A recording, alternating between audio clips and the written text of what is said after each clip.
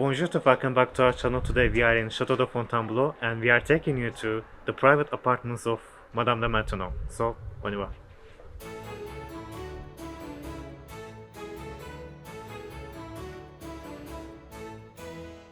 Today we are returning to the Château de Fontainebleau, and this time we take you inside one of the most discreet, yet historically consequential, spaces in the entire domain.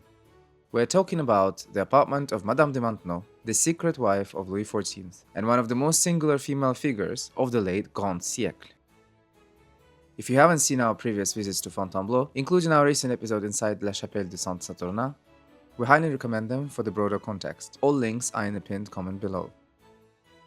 The apartment is situated on the first floor of the pavilion de la Porte de Ré, a corner pavilion that once served as one of the ceremonial entrances to the chateau. This pavilion is visible from the gardens of the chateau and is one of the most emblematic structures of the whole domain. Initially, this place was built under François I in the Italian manner, with open loggias directly inspired by the entrance of the ducal palace of Urbino. It went ideally with the king's taste of Renaissance and his ambitions for Fontainebleau. After all, François I is known for his great admiration for Italian art and architecture. By the 17th century, the loggia was glazed and interior modifications were carried out to make the space suitable for permanent habitation. This is in many ways a telling detail. The apartment we are about to enter was never built for a royal wife or favorite. It is an accumulation, a slow adaptation of architecture to changing needs, which is, as we have often noted, the very essence of Fontainebleau.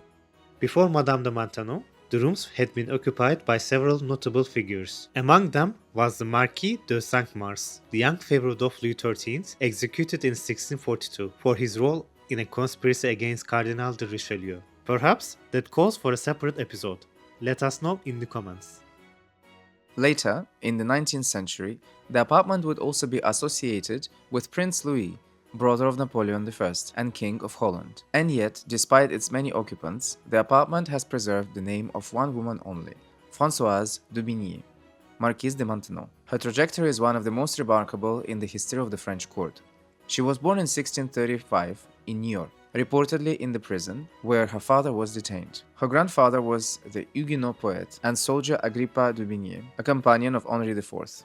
But this distinguished lineage offered little protection to the young Françoise, whose early years were marked by instability, poverty, and dependence on others. At the age of 17, she married the satirical poet Paul Scarron, who was much older than she was. Widowed in 1660 and left without resources, she later entered the circle of Madame de Montespan, the official mistress of Louis XIV, who entrusted her with the education of king's illegitimate children. This role, at first semi-clandestine, gradually brought her into the personal orbit of the king himself. In 1674, she bought the Seigneurie de Maintenon and became Madame de Maintenon. We have visited the chateau a few years back. Link to that episode is in the pinned comment. A few years later, in 1680, she was appointed Dame d'Atour to the Dauphin. After the death of Queen Marie-Thérèse in 1683, Louis XIV secretly married her in October of that year. The marriage was morganatic, meaning she never became queen and her position remained officially concealed. Her story is fascinating, precisely because she was the last great companion of Louis XIV and the woman whose social ascent was one of the most extraordinary of the reign. None of the earlier favorites, neither Lavalier nor Montespan, followed quite the same path. Françoise d'Aubigné alone moved from a precarious youth to the status of the king's secret wife.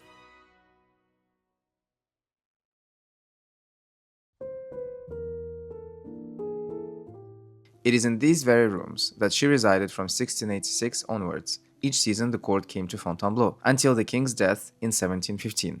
The decor speaks the language of the Louis XIV style. Walls articulated by carved and gilded boiseries, punctuated by mirrors that multiply the restrained white and gold palette of the late 17th century. A portion of the original decoration installed for Madame de Maintenon is still in place, notably the boiseries in the Grand Salon, and those of the Cabinet de Travail. The mobilier itself, however, belongs to a different era altogether, but more on that in a moment. The proximity of this apartment to the king's own was, of course, deliberate. Louis XIV visited her here regularly. He worked, received ministers, and held conseil in her presence, not because she directed policy, but because he trusted her discretion and restraint. Here, a crucial point of court etiquette must be kept in mind. Louis XIV was famously strict in his handling of opinions, and no one at court, not even his ministers, spoke unless he had explicitly asked for their opinion. Madame de Maintenon observed this rule with strict discipline. She rarely ventured opinions on political matters, and when she did, it was in private and only when the king solicited her view. It is this restraint that earned her the reputation for influence, and it is also what makes her real political weight so difficult to assess. Saint-Simon, the great memorialist of the period, links the council of the 10th of November 1700, when Louis XIV accepted the crown of Spain for the Duc d'Anjou, future Philip V, to this apartment. So while she rarely pronounced herself on affairs of state, the affairs of state did, in the end, come to her chamber. Now, as promised, a word on the mobilier. Most of what we see today does not date to the 17th century. The apartment was carefully refurnished in the 19th century as part of the broader restoration campaign undertaken under Louis Philippe at Fontainebleau. The chambre à coucher retains Louis Philippe furniture, while le cabinet de travail was redressed somewhat later under the Second Empire. According to the chateau's own historical record, the intention was to restore the apartment to its original state when Madame de Maintenon had lived there. While to our modern eyes it might look a little fantasist, we must remember that it is also a sincere expression of the 19th century historicist imagination, which sought to re-enchant the monuments of the Ancien regime rather than merely preserve them. What we find most striking about this apartment is, above all, how discreet it is. The king who made Versailles the center of court life spent the quiet hours of his later years in this modest, golden-white corner beside a woman born in a provincial prison. As for the revocation of the Edict of Nantes in 1685, it is now generally considered too simple to make her solely responsible for it. Modern scholarship has greatly reduced the old accusation, even if her religious influence at court was real and should not be ignored. Her true and lasting influence, however, lay elsewhere, in religion, and above all, in education. In 1686, she founded La Maison Royale de Saint-Louis at Saint-Cyr, an institution for the daughters of impoverished noble families, and one of the most significant experiments in female education under l'Ancien regime. After the king's death in September 1715, Madame de Maintenon retired to Saint-Cyr, where she died in 1719 at the age of 84. She was buried in the chapel of the school she had founded, though even in death, she could not escape the disturbances of history, as her body was later exhumed during the Revolution.